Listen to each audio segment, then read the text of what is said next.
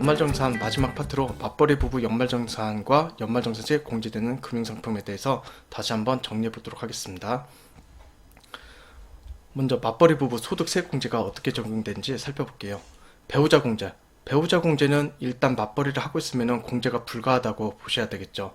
다만 배우자가 늦게 취업해가지고 연간 소득금액 합계액이 100만원 이하일 경우에는 공제가 가능합니다. 그 총급액으로 따지면 총급액 500만원 이하일 경우는 공제가 가능하다는 얘기예요.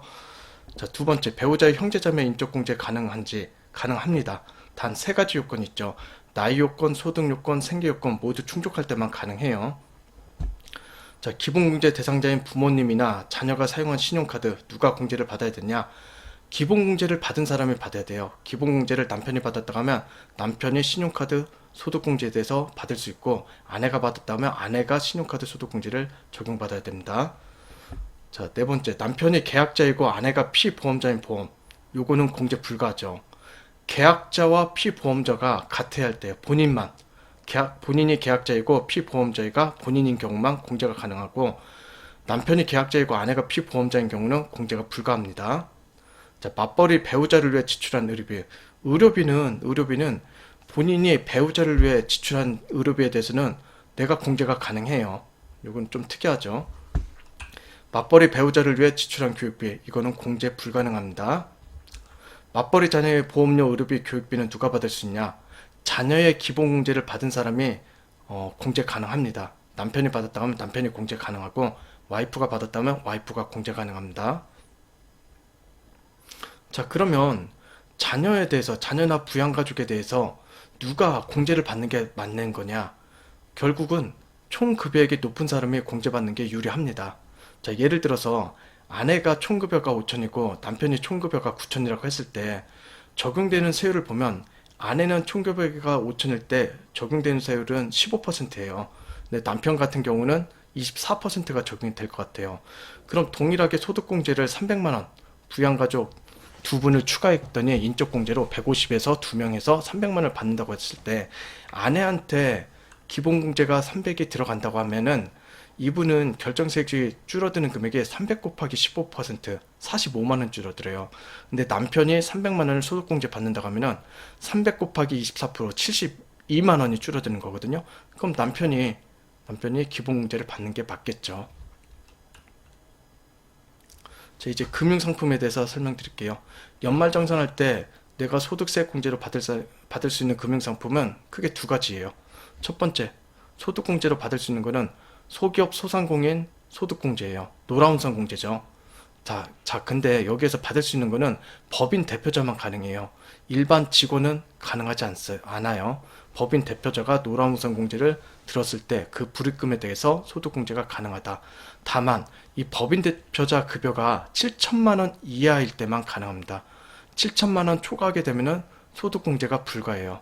그래서 법인 대표자 같은 경우는 소득이 높지만 높지 않은 법인 대표자 같은 경우는 이 노라운선 공제 같은 걸 들어가지고 연말정산 날 때 혜택을 보실 수가 있습니다. 자, 금융상품 두 번째로 연금저축하고 퇴직연금, 요거 둘 중에 하나를 가입하면은 세액공제를 받을 수가 있어요. 자, 그러면 불입금액을 어느 정도 해야 됩니까?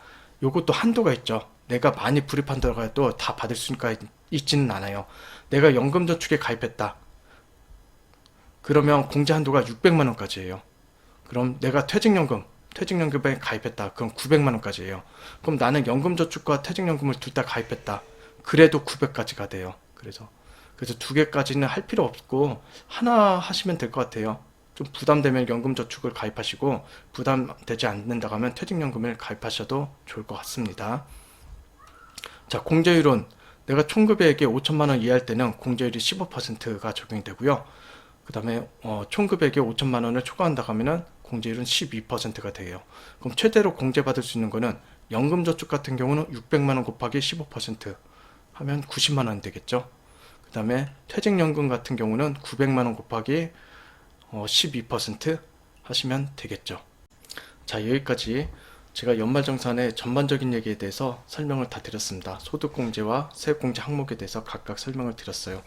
저는 여러분들이 그 원천징수 영수증을 보시면은 이거를 좀 이해하고 보셨으면 좋을 것 같아요. 다시 한번 살펴보도록 할게요. 원천징수 영수증 뒷장 보시면 총 금액부터 나와요. 그럼 총 금액에서 근로소득공제를 뺀 게 근로소득 금액이고, 근로소득 금액에서 빠지는 금액이 소득공제죠. 소득공제 항목에 기본공제, 추가공제, 연금보험료 공제, 건강보험료 공제 등이 다 빠져서 근로소득 금액에서 소득공제를 뺀 금액이 과세표준으로 48번에 명시가 된다. 그리고 이 과세표준의 세율을 적용한 게 산출세 49번에 명시가 되고, 여기에서 세액 감면하고 이제 세액 공제가 빠지겠죠. 세액 공제는 55번부터 쭉 적용이 됩니다. 그래서 쭉 적용이 돼서 결국은 결정세액이 산출세액에서 세액 공제까지 빠진 금액이 결정세액 71번에 표시가 돼요. 이 71번이 근로소득 원천징수 영수증 앞장의 72번으로 그 금액이 그대로 명시가 되죠. 자, 그러면 저희가 연말정산 목표는 이 결정세액을 줄이는 거잖아요. 줄여야 저희가 환급을 많이 받을 수 있는 거고 절세를 할 수 있는 거잖아요. 자, 그렇게 되려고 하면은 저희가 배운 소득공제와 세액공제를 항목을 최대한 반영할 수밖에 없어요. 놓치지 마시고 최대한 반영하시기 바랍니다. 단 합법적인 방법으로 이거를 반영하셔야 돼요. 불법적인 방법, 되지도 않는 거를 갖다가 넣으시면은 나중에 탈납니다. 그래서 합법적인 방법으로 최대한 소득공제와 세액공제를 반영하시기 바랍니다.